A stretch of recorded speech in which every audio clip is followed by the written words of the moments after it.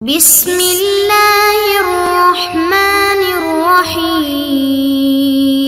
السلام علیکم معزز طلباء کرام، آپ سب کیسے ہیں؟ آج ہم نور الانوار کے سبق نمبر 346 کو پڑھیں گے۔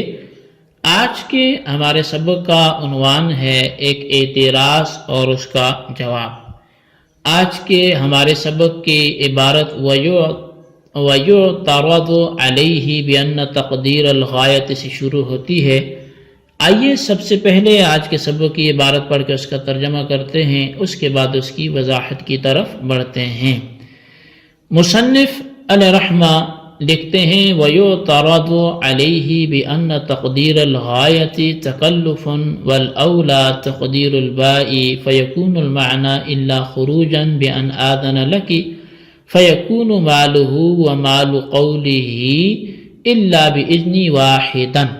فَيَشْتَرِطُ تَكْرَارُ الْإِذْنِ لِكُلِّ خُرُوجٍ۔ اور اس پر یہ اعتراض کیا جا سکتا ہے کہ غایت کا مقدر ماننا تکلف ہے اور اولا حرف با کا مقدر ماننا ہے، پس معنی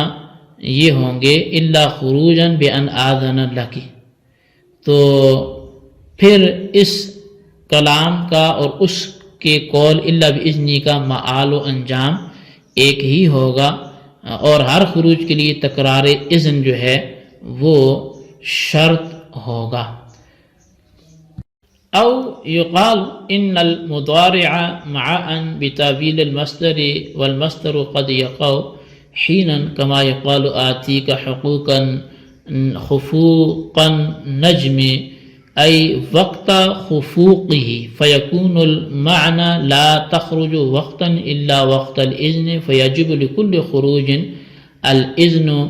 تو یا یہ کہا جائے کہ مضارع ان کے ساتھ مصدر کی تعویل میں ہو اور مصدر کبھی حین اور وقت واقع ہوتا ہے، جیسے کہا جاتا ہے آتی کا خفوقہ، یعنی جو جملہ بھی بیان ہوا یعنی وقت خفوقی، پس معنی یہ ہوں گے کہ تو کسی وقت نہیں نکلے گی مگر اذن کے وقت، لہذا ہر خروج کے لیے اذن واجب ہوگا۔ وَأُجِيبَ عَنِ الْأَوَّلِ بِأَنَّ تَقْدِيرَ قَوْلِهِ إِلَّا خُرُوجًا بِأَنْ آذَنَ لَكِ كَلَامٌ مُخْتَلٌ لَا يُعْرَفُ لَهُ وَجْهُ صِحَّةٍ۔ تو پس پہلے اعتراض کا جواب یہ ہے کہ اس کے قول إِلَّا خُرُوجًا بِأَنْ آذَنَ لَكِ کی تقدیر جو ہے وہ بگڑا ہوا کلام ہے، اس کے درست ہونے کی صورت معلوم نہیں ہے۔ اور رہا دوسرا اعتراض اور اس کا جواب تو وعن الثانی بأنه يحنث حينئذ إن خرجت مرة بلا اذن۔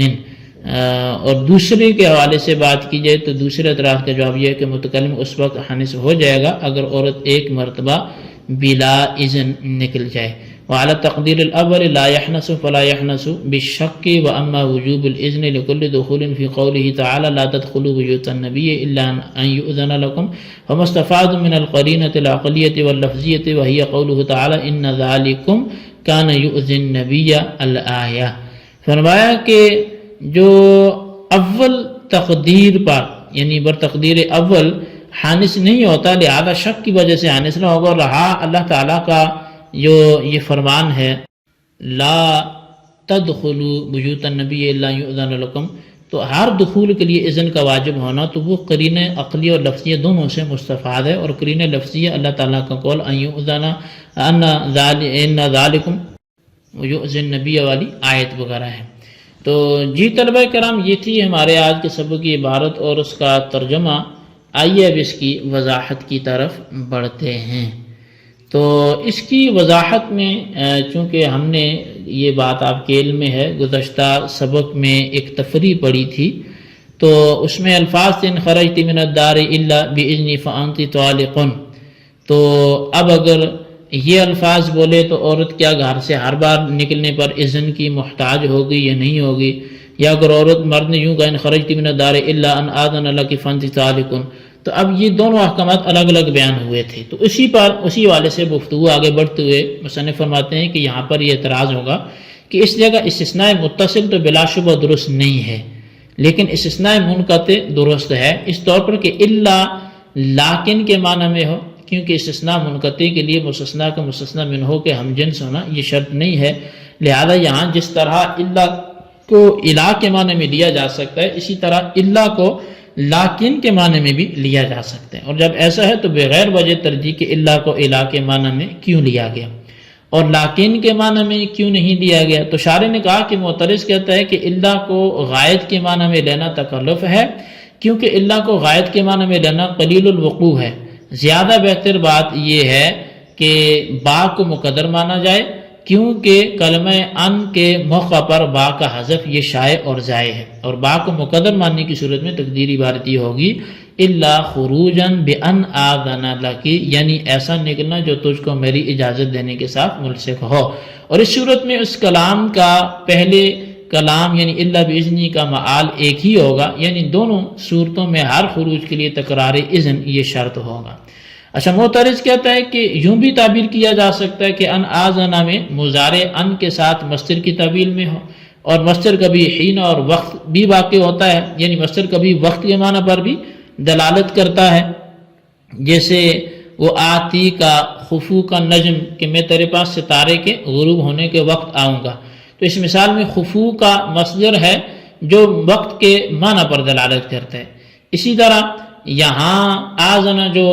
ان کی وجہ سے مصدر ہو گیا، وقت کے معنی پر دلالت کرے گا، اور اب اس کا کلام کا مطلب یہ ہوگا کہ لا تخرج وقتا الا وقت الخروج، یعنی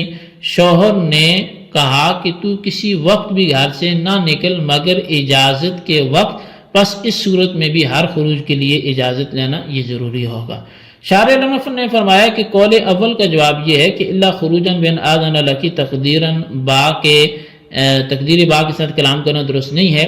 اس کی وجہ یہ ہے کہ صورت میں با کا مدخول حرف ان جو کلمہ ان ہے تو یہ حرف ہوگا، حالانکہ با کا مدخول نہ فعل ہوتا ہے نہ حرف ہوتا ہے بلکہ با کا مدخول تو اسم ہوتا ہے۔ تو بہرحال کلمہ با مقدر ماننے کی صورت میں چونکہ یہ خرابی لازم آتی ہے، اس لیے کلمہ با کو مقدر ماننا یہ درست نہیں ہوگا۔ اور دوسرا جواب یہ ہے کہ با کو مقدر ماننا بھی یہ خلاف اصل ہے، اور کلمہ الا میں مجاز یعنی الا کو الا کے معنی میں غائط کے لیے قرار دینا بھی خلاف اصل ہے، لیکن مجاز حذف کی بنسبت یہ اولا اور احون ہے خالص طور پر اس وقت جب کہ حذف زیادہ ہو، جیسا کہ یہاں با کو محذوف ماننے کے ساتھ لفظ خروج کو بھی محذوف ماننا پڑے گا، اور جب لفظ خروج کو محذوف ماننا پڑتا ہے تو پس یہاں مجاز لینا زیادہ ہوتا ہے۔ جب مجاز حذف کی بنسبت احون ہے، آسان ہے، تو کلمہ الا کو الا کے معنی میں ثابت غائط کے لیے لینا یہ بہتر ہوگا، نہ کہ با کو مقدر ماننا بہتر ہوگا جیسا کہ معترض کا خیال ہے۔ اچھا، دوسرے قول کا جواب یہ ہے کہ جب مضارع آذنا ان کے ساتھ مصدر کی تعبیر میں ہو کر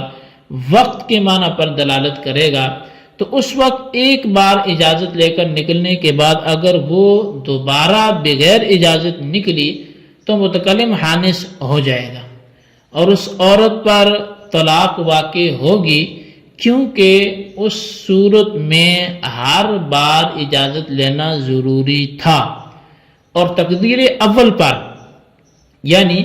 الا کو الا کے معنی میں لینے کی صورت میں ایک بار اجازت لے کر نکلنے کے بعد اگر وہ دوبارہ بغیر اجازت نکلی تو متکلم آنس نہیں ہوگا اور اس عورت پر طلاق واقع نہیں ہوگی، کیونکہ اس صورت میں صرف ایک بار اجازت لینا ضروری تھا۔ تو بہرحال الا ان آذن لک کلام کرنے سے متکلم ایک صورت میں حانس ہو جاتا ہے اور ایک صورت میں حانس نہیں ہوتا، لہذا حانس ہونے میں شک ہو گیا، اور شک کی وجہ سے چونکہ حنس واقع نہیں ہوتا اس لیے صورت میں متکلم حانس نہ ہوگا، اور جب عورت کی دوسری بار بغیر اجازت نکلنے سے متکلم حانس نہیں ہوا تو معلوم ہوا کہ یہاں مضارع ان کے ساتھ مصدر کی تعویل میں ہو کر وقت کے معنی میں نہیں ہے بلکہ کلمہ الا الا کے معنی میں غائط کے لیے ہے۔ لیکن اس پر یہ اعتراض ہے کہ اگر ان خرجتی من الدار الا ان آذن لک فانت طالق میں ہر خروج کے لیے تکرار اذن شرط نہیں ہے، تو پھر اللہ تعالیٰ کے فرمان لا تدخلوا بیوت النبی الا ان یؤذن لکم میں ہر دخول کے لیے تکرار اذن کیوں شرط قرار دیا گیا؟ تو حالانکہ دوسرے کے گھر میں ہر بار داخل ہونے کے لیے اجازت لینا شرط ہے۔ تو اس کا جواب یہ ہے کہ نبی علیہ السلام کے گھر یا کسی دوسرے کے گھر میں ہر بار داخل ہونے کے لیے ہر بار اجازت لینے کا وجوب وہ قرینہ عقلیہ اور قرینہ لفظیہ سے ثابت ہوتا ہے، اور وہ یہ ہے قرینہ عقلیہ تو یہ ہے کہ ہر عاقل آدمی اس بات کو جانتا ہے کہ دوسرے کے گھر بغیر اجازت داخل ہونا یہ مذموم اور گھٹیا فعل ہے، اور قرینہ لفظیہ یہ ہے کہ اللہ تبارک و تعالیٰ نے آگے فرمایا ہے کہ اِنَّ ذَلِكُمْ کانا یؤذی النبی، یعنی بغیر اجازت نبی کے گھر میں داخل ہونا نبی کو ایذا دیتا ہے۔ الغرض دونوں قرینے اس بات پر دلالت کرتے ہیں کہ بغیر اجازت کسی کے گھر میں داخل ہونا درست نہیں ہے، بلکہ ہر بار داخل ہونے کے لیے اجازت لینا ضروری ہے۔ جی طلباء کرام، یہ تھی ہمارے آج کے سبق کی عبارت اور اس کا ترجمہ اور اس کی وضاحت۔ آج کے سبق کو اچھی طرح سمجھیں، مختلف انداز سے اس کے خلاصے کو رجسٹر پر لکھیں، بالخصوص ان سوالات کے جوابات دیں۔ سوال نمبر 1 یہ ہے کہ آج کے سبق کا جو مین اعتراض ہے بنیادی وہ لکھ کر اس کا جواب لکھیں، اور سوال نمبر 2 یہ ہے کہ یہ جو اللہ تبارک و تعالیٰ کے فرمان لا تدخلوا بیوت النبی الا ان یؤذن لکم سے کون سے اعتراض کیا گیا اور اس کا پھر کیا جواب دیا گیا وہ بھی تحریر کریں۔ اللہ تبارک و تعالیٰ سے دعا ہے جو کچھ ہم نے پڑھا سنا اسے یاد رکھنے کی توفیق نصیب فرمائے، آمین بجاہ النبی الامین صلی اللہ علیہ وسلم۔